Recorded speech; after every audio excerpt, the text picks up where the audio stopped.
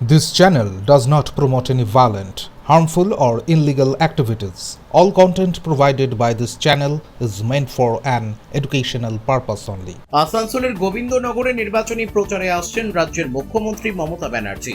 আসানসোল উত্তর বিধানসভার মলয় ঘটকের সমর্থনে হবে এই সভা। শনিবার সকাল থেকে জোর কদমে চলছে প্রস্তুতি, স্টেজ থেকে শুরু করে হেলিপ্যাড পর্যন্ত। তৎপরতায় রয়েছেন রাজ্যের পুলিশ ও কেন্দ্রীয় বাহিনী।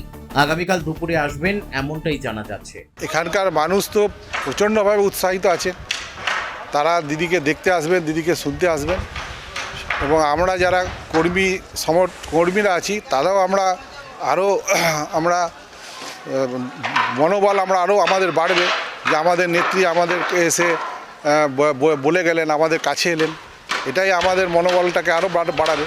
দিদি যেখানে মিটিং করবে সেখানে আমাদের ভোট যে কিছু অতিরিক্ত হবে সে বিষয়ে কোনো সন্দেহ নেই। আসানসোলের যে কটি বিধানসভা আছে তার মধ্যে যেখানে নাম বাদ যাওয়ার যে এসআইআরে, তাতে এই এলাকার সবচেয়ে বেশি সংখ্যায়। এটার সম্পর্কে কি দিদি আগামীকালকে কোনো বার্তা দেবেন? দিদি তো প্রত্যেকটা মিটিংয়েই বলছেন, এখানেও এসে বলবেন। মূলত এখানে যারা বাদ গেছেন লজিক্যাল ডিসক্রিপেন্সির অজুহাতে, তো সেগুলো তারাই আমাদের এখানের দীর্ঘদিনের পুরনো বাসিন্দা এবং এখানকার এক প্রকার ভূমিপুত্র বলা যায়, সেই ধরনের মানুষের নাম বাদ গেছে। তো সুতরাং তারা তো নির্বাচন কমিশনের উপরে প্রচণ্ডভাবে ক্ষুব্ধ।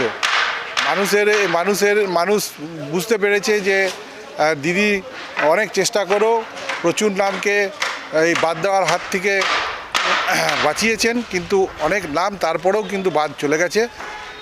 আমরা মানুষকে আশ্বাস দিচ্ছি যে দেখুন, যা লিস্ট হয়েছে তার ভিত্তিতেই আমরা লড়াই করব, এবং এই লিস্টের লড়াই করেই আমরা বিজেপিকে হারিয়ে প্রমাণ করে দেব যে তারা যে চক্রান্ত করেছিল সেই চক্রান্ত বাংলার মানুষ ভালোভাবে নেয়নি, আসানসোলের মানুষ ভালোভাবে নেয়নি।